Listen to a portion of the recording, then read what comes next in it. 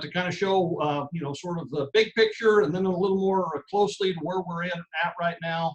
And then I'm going to leave plenty of time for any questions or discussion that you have a little bit later. I'm going to start off with some work that I did, or I headed up with a national team about a month ago. I was contacted and asked to put together a fairly quick study of the amount of damages estimated that the cattle industry in the U.S. had suffered as of early April, about a month ago. And that was to provide input to USDA as a part of the process leading to the programs that Chris was talking about that will be coming out here. So we did that. And just a quick overview, we estimated at that point in time that the industry had suffered something like $13.6 billion in damages. That included damages to the cow-calf sector, to the stocker sector, and to the cattle feeding sector. And so, and we noted, obviously, that was in the middle of things, that there would be more damages coming, and certainly that has been the case since then. We were trying to estimate, not just up to that point, but what we knew at that point about what was going to happen through the rest of the year. But certainly there's been some additional things added to that. So obviously the industry is undergoing a lot of stress at virtually every level, and it's having a lot of impacts. Just a quick shot, I'm not going to really spend much time on this, but these are the reported combined Tennessee auction prices for 3 different weights of feeder cattle. Just so you can sort of see what's happened since the first of the year for your lightweight calves, for some 6-weight steers, and a little bit heavier, the 750 to 800 pound steers. You can kind of see, obviously, we've had lots of volatility, generally some pressure in these markets, especially on these heavier weight feeder cattle. So now, to back up just a minute, I wanted to present, kind of our current estimates of beef production, or meat production, really, protein production in the U.S.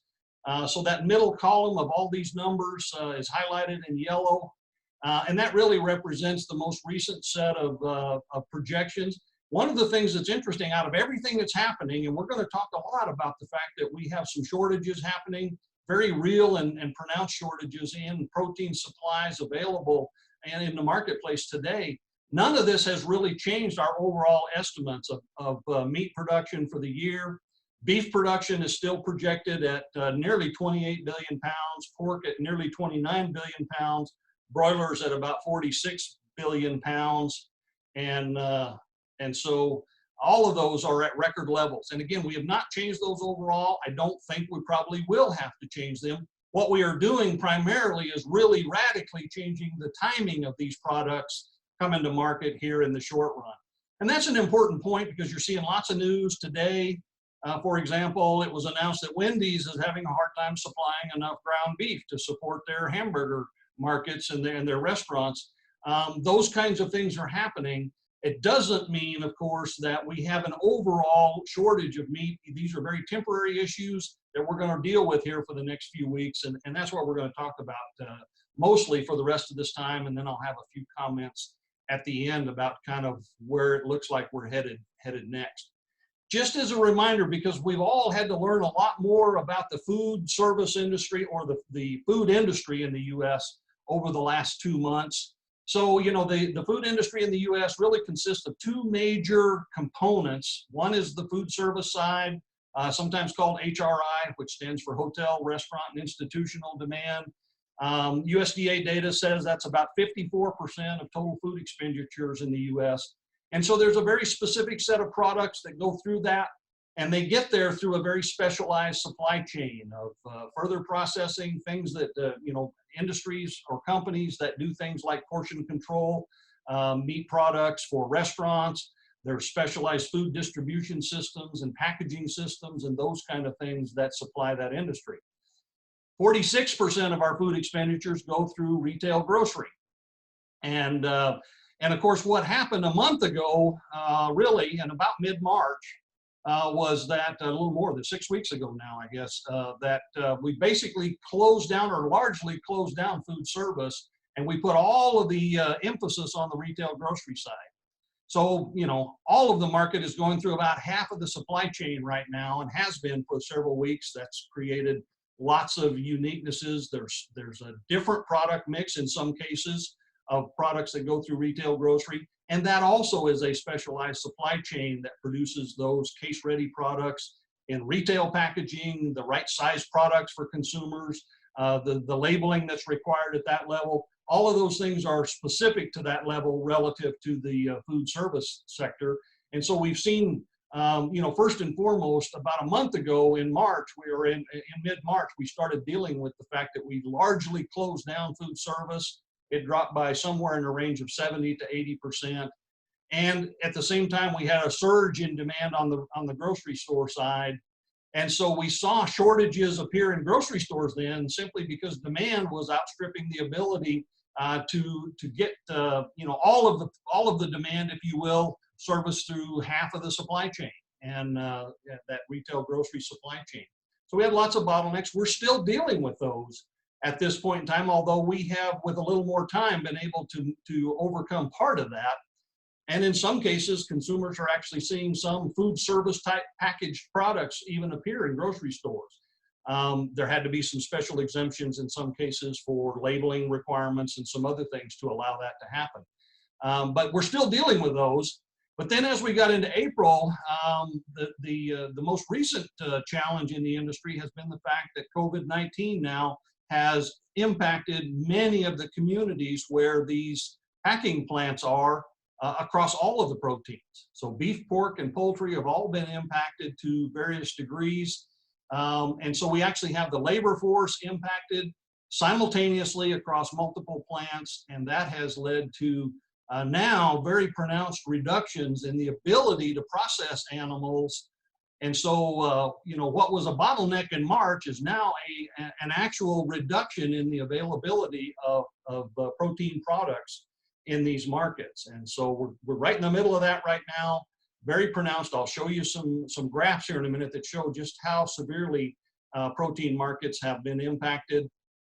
From a producer standpoint, what we have created then is very serious backlogs of market-ready animals, be it cattle or hogs or poultry as well. And the way that those industries deal with those varies a little bit, but it's in all cases some very huge impact. So I'm going to run through broilers first, then a little bit on hogs. I'll do these pretty quickly. Our focus is on the cattle side. And then, but I want you to see how similar in some ways some of these impacts are. So broiler slaughter, compared to what it was in the first quarter, showed a really sharp downturn. It's picked back up just a little bit. And the broiler industry is impacted in slightly different ways, depending on food service versus retail grocery. They also have the ability to adjust faster, and we'll see that in just a minute. But you see that fairly dramatic drop. Broiler production then comes from the slaughter. Again, a sharp decrease from really where we were most of the first quarter over the last 4 or 5 weeks. The broiler industry can adjust quicker, and so one of the biggest adjustments we're seeing now is chicks placed. So the number of baby chicks entering these broiler finishing houses has dropped dramatically. That's the industry's way of avoiding bottlenecks, if you will, by simply reducing the production of those broilers. So that 7-week finishing period, roughly, that normally happens, we're already 3 or 4 weeks into these reductions, which means that the industry will start seeing that adjustment in production here, and just the next 2 to 4 weeks, we'll begin to see the impacts of these decisions not to place as many chicks in the houses. So the broiler industry is adjusting that way. There have been limited euthanasia of market-ready birds in a couple of locations, but by and large, the poultry industry has not had to do that, and by making these adjustments, they probably will not face as many of those issues. If you look at prices, an overall bird price, composite bird price, you see the dramatic drop. The broiler industry really heavily depends on that food service sector. So most of the broiler products have been pretty negatively impacted through March and April. Some of it's, again, is bouncing back a little bit. Here's chicken breast prices, which were increasing seasonally and then abruptly fell off in mid to late March, and so on. Chicken leg prices, again, dropped pretty dramatically, have recovered a little bit recently. Chicken wings, where do we eat wings? It's almost always in restaurants.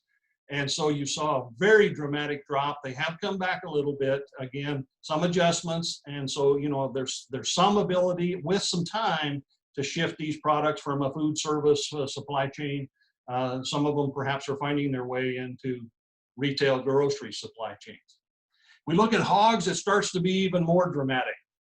Hog slaughter in the last 4 weeks has dropped dramatically. So we've gone 4 or 5 weeks ago from slaughtering about 2.8 million hogs a week down to last week an estimate of just a little bit over 1.5 million head of hogs. So very dramatic. Obviously that creates enormous backlogs of animals. The nature of the hog industry and the throughput of those finishing facilities, really the entire production facilities, means that there's simply no place to hold those hogs. And so we have seen stories in the last week in particular of some euthanasia of hogs simply to avoid creating you know, a domino effect, if you will, through the entire hog production sector as a result of this. Pork production similarly dropping dramatically. And if you look at the markets, obviously on the live animal side, you've seen a sharp reduction in barrel and gilt prices over the last 3 or 4 weeks. As a result of this, there's simply no demand for those animals, or not all of them, at least at the packing plants. Feeder pig prices are dropping. Again, that's the industry's ability, or the industry's mechanism for trying to slow production ahead of time a little bit. If we go that long, it's several more weeks, obviously, to finish these hogs. But we're already seeing feeder pig prices drop dramatically to try to adjust the whole production system relative to this situation. Cutout values dropped sharply in March and then have started to go up dramatically as a result of the production losses, the supply reductions that we're seeing now as a result of the loss of processing capacity, packing capacity in the industry. So ham prices, which were dropped dramatically in March and April, now are starting to jump up. Loin prices, loins are one of the pork products that does well in grocery stores, very popular, you know, be it whole tenderloins or pork chops or whatever. Actually went up and then came back down a little and are now shooting up dramatically on the basis of restricted supply of those pork products in the grocery store. Pork bellies, bacon, basically dropped initially with the close down of the food service side. Bacon is popular in the grocery store, but in total, the bulk of the demand really goes through the food service side. And so you saw those decreases in pork belly prices now again with the lack of production starting to come up. Same thing for trimmings, which would be the basis for sausage products. And spare ribs, which, you know, again, are popular in barbecue restaurants on the one hand. They're also a popular export item, dropped dramatically with the food service sector restricted, and then now reflecting the shortage. Okay, so with that said, we'll get to the cattle side. They're going to look a lot like, in many cases, the pork charts, with some differences on some of the product prices, which is, you know, interesting. It sort of reflects the supply chains. But cattle slaughter has dropped dramatically. My estimation, and these are based off of the most recent 2 weeks, are estimated slaughter. We get the actual data with a couple-week delay. But we're so trying to watch what's going on right now. We're watching these daily estimated slaughter numbers. In the last 4 weeks, ended last Saturday, we basically lost 1 week's worth of slaughter out of the last 4 weeks. So overall, it's about a 25%. Last week alone, it was about a 37 or 38% year-over-year decrease in cattle slaughter. And we probably would have been pretty close to those year-ago levels, perhaps slightly higher even, had we not been doing this. So the year-over-year comparisons are a pretty good indication of just how much we're not getting done right now. So we probably, you know, we've certainly backed up, you know, the week's worth of numbers is around 660,000 head of cattle that didn't get slaughtered over the last 4 weeks. That would be both cull animals, cows and bulls, as well as the yearling steers and heifers, fed cattle. So we've already created a significant backlog. In another 2-3 weeks that this may well continue, we could have a very, very serious backlog of animals built up. And you know, how long will it take when these plants do come back online? They probably won't come back even to the capacity they had, you know, early in the year pre-COVID, simply because we're going to continue to do things that protect worker health. And so, so the bottom line is we're probably going to spend quite a few weeks, if not much of the rest of the year, working through all of these issues. Now, I think the worst of the restrictions in cattle slaughter in terms of worker health and getting workers healthy and back online may be in the next week or two. But then the process after that to really see the recovery is going to take several more weeks. And the process of working through the backlog of cattle will take many weeks, I think, at this point in time. So obviously, you know, cattle prices, fed cattle prices have dropped dramatically. We've been below $1 much of the time. The market's really disjointed right now. You know, if you can get a pen of cattle accepted into a packing plant, the market is what it is. It varies quite a bit regionally now because it is kind of sporadic. But the other side of it is there just is no market for a bunch of these cattle. And so we're spending a lot of money to maintain these animals. I don't think the beef industry will get to a point where we would face euthanasia, but we are certainly incurring a lot of additional expense to hold these animals in some sort of a maintenance way until such time as we can get them processed. So now, one of the things that, just as a little backdrop, the last cattle on feed report we had in April showed that we did market a lot of cattle in March. Even before we recognized exactly how bad this was going to get, there were signals out there to move cattle ahead, and we did do that. That helped to some extent mitigate some of the backlog that we're seeing. Certainly, it's a big backlog, but it would have been worse had we not done what we did in March with marketings. Placements were low in March. Again, feeder cattle markets were already weak. You know, it was kind of a mutual agreement. A lot of feeder cattle producers didn't sell in March that probably would have otherwise. The markets were soft. And frankly, a fair amount of feedlots were already getting nervous about, you know, the potential that was coming down the road. And so they weren't terribly interested in placing cattle either. And so we didn't place too many cattle. We think April placements were equally low on a year-over-year basis. And so we'll continue to see that. Now, this cattle on feed number dropped dramatically as of April 1st because of big marketings and low placements in March. The cattle on feed number will go back up, obviously, pretty dramatically as of May 1st when we get the next cattle on feed report, even though we didn't place very many cattle in April, but we haven't sold very many cattle. So marketings will be greatly restricted, and we'll see this cattle on feed number build back up in a very dramatic fashion as we go through this. So this is a monthly number. That's usually pretty timely. Right now, a month ago might as well have been a year or 5 years ago with the way things are changing in these markets, but it's still the backdrop that we're working in here. So beef production has been off again. Beef production mirrors cattle slaughter. We've lost about 1 week of the last 4 weeks worth of beef production. So there are now, compared to March, we have real shortages in the near term of available supplies.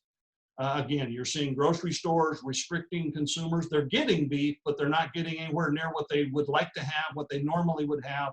So they're telling consumers not to surge in demand, to buy kind of a normal level of purchases and make the limited supplies go as far as they can.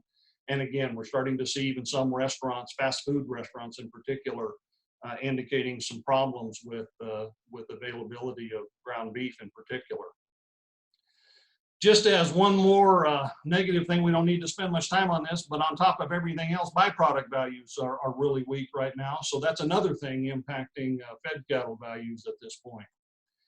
On the other hand, of course, these restrictions in supply are leading to tremendously record levels of box beef prices. This was the last weekly average last week. Yesterday, I believe the choice box beef actually went up over $4 a pound. And this leads to a lot of discussion about various things. But one of the things that's important to remember is that we only had about 60% of normal production last week. And so, and normally most of the, that much of the product in a packing plant would have been forward contracted, anywhere from 1 to 6 weeks ahead of time. So this price probably reflects a very small proportion of actually available negotiated trade last week. And so you're seeing these dramatic increases in cutout values. Obviously, grocery stores in particular are scrambling, and we're beginning to see some food service come back online. So there's some demand there as they're starting to ramp up. Even if they're not going to open for a week or two, they got to order product. And so, so we're starting to see a lot of scrambling for a very, very limited available supply of meat. Not only because we're producing less, but also, again, in the normal course of business, a lot of that meat would have already been contracted ahead of time. So, so we're seeing these just phenomenal increases in cutout values. If you look at specific cuts, or at the wholesale level at least, you know, chuck prices from the very beginning just went through the roof. Chuck and round, and the charts look fairly similar, are both products that are very popular in grocery stores, primarily for ground beef, but also for certain kinds of sort of value-based, you know, muscle cuts. And so chuck and round prices have just been extraordinary from the very beginning in mid-March, when we basically closed down the food service side and shoved everything into the retail grocery space. And so you see that. On the other hand, it's a little different story when you look at the middle meats. The initial reaction in March of ribeye, for example, was a weakness in prices, because ribeyes are something that are sold in grocery stores. They're probably more heavily sold in restaurants typically. So you saw some initial weakness. And then again, of course, now there just isn't much of the product and the prices are jumping up. Tenderloins were even more dramatic. Tenderloins are almost entirely a restaurant-based menu item. And so those prices were quite weak through March and April until just in the last week or two with the limited supply. And again, restaurants are beginning to open up. Probably means they're placing orders in anticipation, even if they're not open yet. They're probably planning to open sometime in the next couple to 4 weeks, and so they're beginning to place orders for this product. Strip loins is kind of an intermediate state. It's a very popular grilling item. It's really come the closest to not being affected by this. It's really followed a fairly normal seasonal pattern. We normally see a lot of buildup in these prices as grocery stores get ready for grilling season ahead of Memorial Day.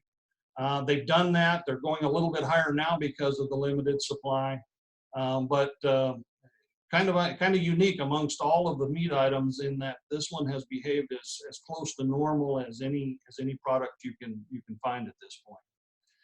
If you look at the trimmings market, where we get ground beef on the institutional or the restaurant side, the food service side, you know, 90% lean, dropped in March. Again, food service demand a little bit, and then it's come back up since then. Even more dramatic is the 50% trimmings market. So normally our fed cattle produce all of these 50% trimmings. We mix lean from cull cows or from imported product or wherever to turn that into ground beef. Most of that type of ground beef production is for fast food restaurants primarily. And so that demand got really weak. And initially, back in late March, we saw these 50% lean trimmings prices drop down just below 30 cents a pound. At the same time, if you remember, those chuck and round charts were just going through the roof. And to a large extent, both of them are used to make ground beef, but one of them is on the food service supply chain, this one here, the other one is on the grocery store supply chain. And so now, with a little bit of time, there will be arbitrage between those markets. So that's part of what started bringing these 50% trimmings. Now, I'm sure some of that product is finding its way to grocery stores now. And then, of course, aggravated by the reduction in supply resulting from reduced slaughter in the last 3 or 4 weeks. So we've seen just tremendous dynamics in these markets and so on as we go forward. So what's next after all of that? And, you know, I'll be obvious, you know, very honest.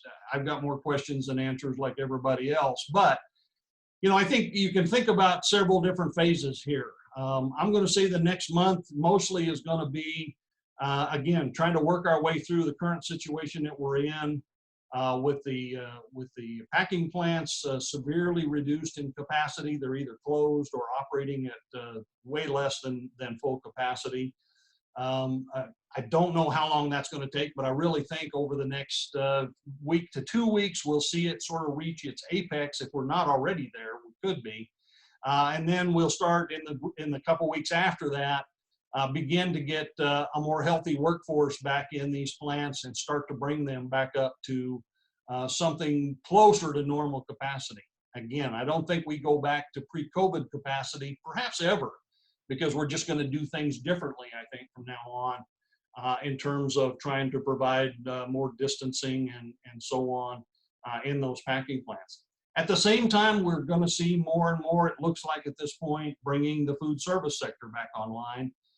From a demand standpoint, that's going to add additional demand, which may mean more challenges in the short run with the supply limitations that we have.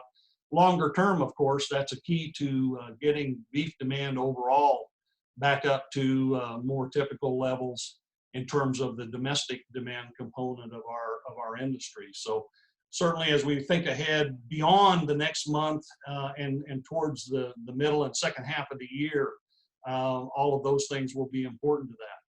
This period, I've got it labeled here 2 to 8 months, probably has the biggest question marks for me. That's the time period in there where I really don't know, a number of things. One is once we get the packing plants working, we've got this tremendous backlog of fed cattle that we're going to have to work through.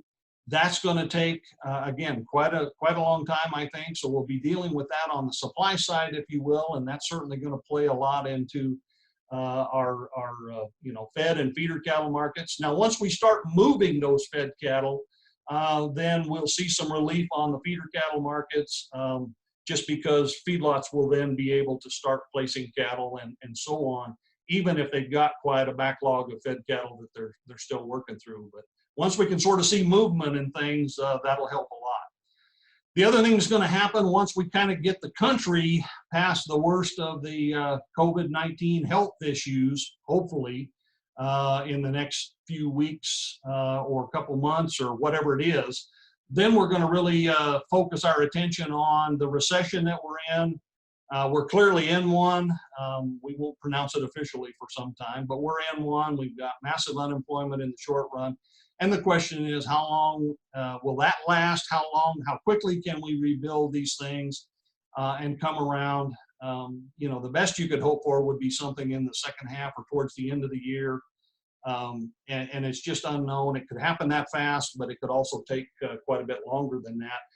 On top of that, we realistically have a global recession. And so we're going to go back at some point and talk about the bigger picture, trade issues, those kind of things. There is, on the one hand, some positive news there. There's still a global protein deficit that results really from China and the pork industry issues they've had. On the other hand, China and every other country just about has seen significant economic impacts of COVID-19. And so, the overall prospects are certainly less now than they would have been before all this started when we looked at it from the perspective of the beginning of the year. But it does still have a lot of potential as we go forward. So all of those are unknowns as we go forward. And then, long term, I think we're probably going to talk about some permanent changes in this industry or in this country, really, and in terms of a lot of things. And these are not things we're probably going to worry too much about right now, but there are some interesting potential here long term. I'm not sure we ever go back and do travel the way we have in the past. So travel industry, business travel, we've all learned how to do Zoom. And so I suspect we're going to do a lot of Zoom meetings from now on rather than some of the kinds of travel things that we would have done in the past. Some of those kind of things. We've all, many people have had to learn how to cook or had to sharpen their cooking skills at home. What kinds of long-term impacts does that have on the food service versus retail grocery side of these markets, and how will those work longer term. So, you know, again, lots of issues going forward. The next month to 2 months will be very clear challenges, just getting out of the logistical and physical impacts that we're seeing on the market right now. And then we'll start to deal more fundamentally with those economic issues that are out there. So that said, I'm going to put that up. This is how you get a hold of me if you want to. That's my email, so you're welcome to that. This information is available. If you want it, you can either email me or you can get a hold of one of these extension folks and they can let me know. I'm sure happy to share this.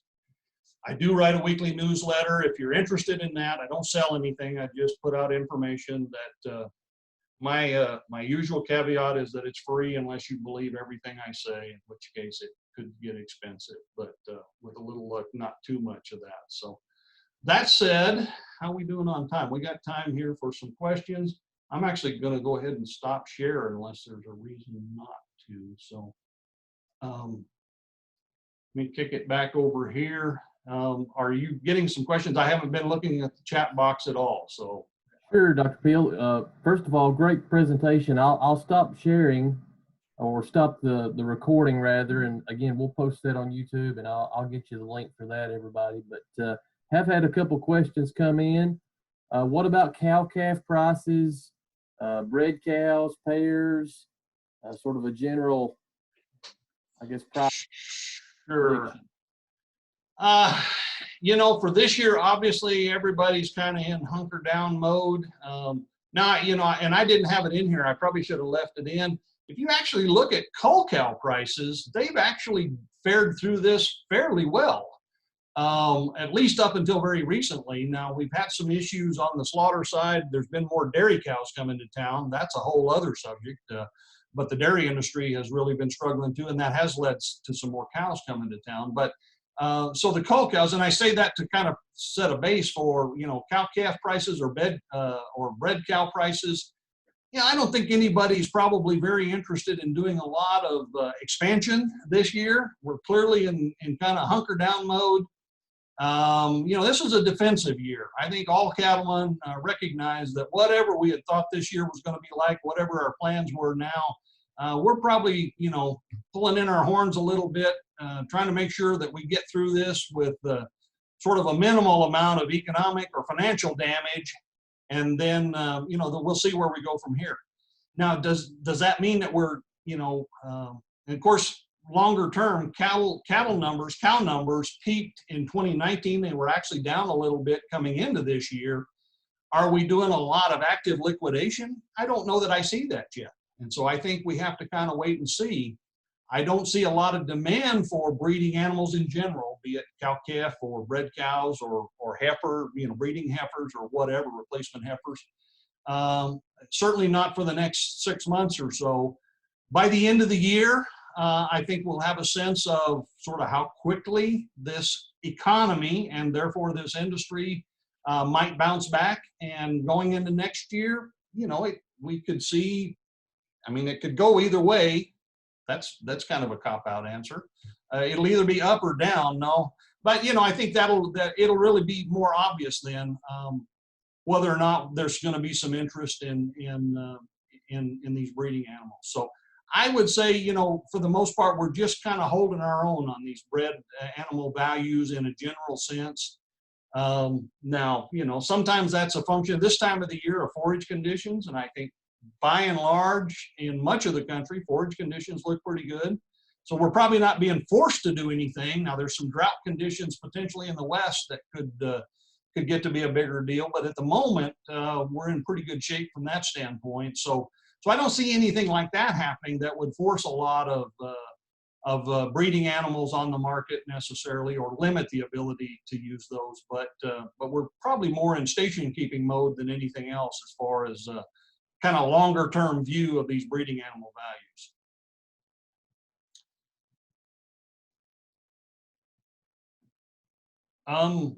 Whoops, I'm not hearing you now. That's because I had my microphone muted. I do that all the time. Zoom, apparently. Another question. I'd like to know what Dr. Peel forecasts the feeder market to be in September and October. Well, um, you know, again, it's obviously got a wide range around it. So, you know, a point estimate is destined to be wrong, and it's got a much wider range than usual around it. I think these heavier weight feeder cattle, say mid to upper, so 6 weight and higher, you know, certainly they look lower than they did before all this started, and I think probably on a year-over-year basis still will struggle. They'll be lower, I think, than the same time last year. So as we get into the fourth quarter, for example, you know, I think these you know, 7 weight kind of feeder animals will still be down on a year-over-year basis. We're probably still going to be trying to recover the feedlot sector in terms of the backlog and the economic fallout of what they're going through. That's going to weigh on these feeder cattle markets. Now, the lighter weight calves have a better chance to be in a little better shape. You know, the lightweight calves are kind of the last ones to get hit in this deal, and they're the first ones to recover because they're still many months away from the market at that point. So there's at least a decent chance they could be at or maybe even a little bit above year-ago levels by the fourth quarter of this year. I don't think it's a given at all. In fact, I'm sitting here looking at a forecast from the Livestock Marketing Information Center, which is a bit of a consensus forecast of a bunch of folks, and they've got them, you know, the lightweight calf prices in the fall actually up a little bit year over year. That could certainly happen. I don't disagree with that as a possibility. I don't think it's a given. For that, you just got to watch the general economic conditions. You know, how much is the overall economy still weighing on cattle markets in particular? And there's a number of other things that will play into that as well. Energy prices, which, you know, cheaper energy is tough on a state like Oklahoma that relies on energy markets, but it's good from a consumer standpoint. It helps beef demand when gasoline is cheaper. What's that going to do between now and then? That's really a different question in terms of how the OPEC countries are still fighting or not at that point, and so on. The strength of the dollar and the overall trade picture at that time of the year. All of those things will be important. So I think you have to watch a fairly broad spectrum of things to get a sense of it. The calf market has the greatest possibility of bouncing back quicker and looking as good as anything by the fourth quarter of the year. Question here: what is the difference between live cattle and feeder cattle market futures? Well, obviously, we've got two different futures markets here for different classes of cattle. So the live cattle market is specifically for those fed cattle that are finished and are moving towards the packing plant. And so they're caught up very much right now in these issues of the backlog of cattle and so on. Feeder cattle markets, of course, are based on, you know, feeder cattle of lighter weights, really trying to capture the front end of the feedlot in terms of cattle placed in the feedlot. And so, you know, the two markets are related, just much like cash feeder cattle markets are related to fed cattle markets in some sense. But we also see in a situation like this where there's so much in the way of very short run dynamics, week to week kinds of things, that these markets can be doing very different things. And the futures market even more so, because that futures market, whether it's the live cattle futures or the feeder cattle futures, are specifically trying to look out and anticipate what's ahead of us in the market. And obviously there is a tremendous amount of uncertainty. Normally that uncertainty would be, you know, a month to several months out. Right now it's uncertainty about tomorrow and day after tomorrow, really, when you think about this packing plant situation. So there's just enormous amounts of uncertainty in all of those markets right now. Got a couple questions here about heavier feeders that maybe are ready to market. One gentleman, 600 to 800 pound calves, wants to know what the recommendation is for marketing those. Another has 70 plus that are ready to be marketed. What's your recommendation for those that have that kind of 600 800 pound range that ready to go to market? You know, obviously this is one of the toughest ones right now. So I'll answer it two ways. One is think about, you know, again, that feedlot situation. We can't get fed cattle processed on time. Those cattle are backing up. So basically the signal, broadly speaking, to the entire industry is to slow things down. And if you've got big feeder cattle that you'd like to market now, you may or may not find a lot of feedlot demand. The feedlots are having to hold space right now for the cattle they've got because they're just not moving them very fast. That said, if the cattle have any flexibility left in them to buy a little bit more time out in the country, that's what the market generally is telling you needs done right now. Now, at some point, they really need to be in a feedlot or in a feedlot. But they just may not have the ability to do that. So I think now, you know, any flexibility we can get from cattle to not move through the system faster is good right now. So some producers are not going to have much flexibility depending on your feed situation, depending on the size of the cattle, and so on. But the general signal out there is to basically slow these cattle down and not move them at the way we normally would move them. So that's there. Now, individually, you're going to have to look at your specific situation and decide what kind of flexibility you have, if any, and you may just have to go ahead and move them. But that's going to be the riskiest thing right now in some sense because, you know, again, everybody's kind of running for cover right now until we can see our way clear to getting more of these cattle processed at the other end of the feedlot. Question came in, can custom slaughter take up slack and temporarily market for resale? So custom slaughter. Two answers. Again, you know, in a local area or for a specific producer, custom slaughter, it's tremendously in demand right now around the country. And I think it's been that for some period of time, but I'm told now that pretty much anybody you call, if you've got an animal you would like to get slaughtered, you need to plan ahead for about September or October right now. You know, so there is that demand, and that can help an individual producer if you've got just a few animals, potentially, assuming you've got space reserved to get them processed. It can help consumers find meat when there isn't necessarily a steady supply in the grocery store. In terms of the overall U.S. market, it's really not going to be that big a deal. It's just not enough animals. I mean, we're talking about, you know, daily slaughter right now would be, if we were processing normally, we'd be processing 115 to 120,000 head a day. It would take an awful lot of custom plants to come anywhere close to having much impact on that supply. So if you're thinking about it in that sense, I don't think custom slaughter is going to change the overall challenge that we face in the big market, but it certainly can be an important issue on a local level for specific folks as either buyers or sellers. Okay, thank you for that. What is your thought on how feeder cattle will be placed in a feed yard when folks use the futures to hedge cattle? I'm trying to think about exactly what we're asking there. You know, again, feedlots typically do use those futures markets to help them cover or assess margins when they're placing cattle. So when you look at those futures, you know, again, right now, obviously those futures markets are reflecting a lot of uncertainty right now about how we work our way through the next few weeks and months. So it's going to limit what kind of margins are offered out there, and that's going to limit their demand for feeder cattle. Okay, looks like we have one more question in the chat. Well, maybe a couple more coming through here. Do you think that the minimum negotiated purchase 3014 initiative being pushed by USCA will have any impact on our local markets?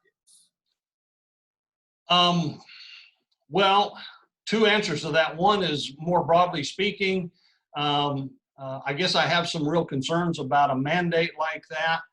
We have some legitimate concerns, which I share in terms of making sure we maintain price discovery, which is what this is all about, maintaining price discovery in fed cattle markets. There's a number of things that we can do and probably should take a look at to do that. A mandate like this is probably one of the least attractive ones, in my opinion. I think it's actually very costly and would wind up costing us. And to that extent, then, if we were to do that, it actually is more likely to have a negative impact on market prices than it is anything else.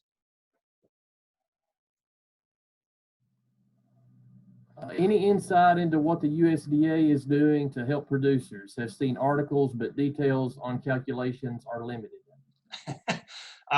Probably a good question to end up on. The short answer is no. I really don't have any insight. We're watching for it too. The study I referenced at the very beginning of my presentation was designed to provide some input into that. I have no idea what impact that input might have had, because I have actually not been a part of the USDA process at all. They are presumably getting closer to releasing details for some direct producer payments. And so we're just all waiting right now to see what those, eligibility details are, sign-up details, and what kinds of levels of support may be offered. So all I can tell you is just keep watching. I know everybody in Extension all across the country is waiting for those details, and we'll be looking to get that out just as soon as that's available.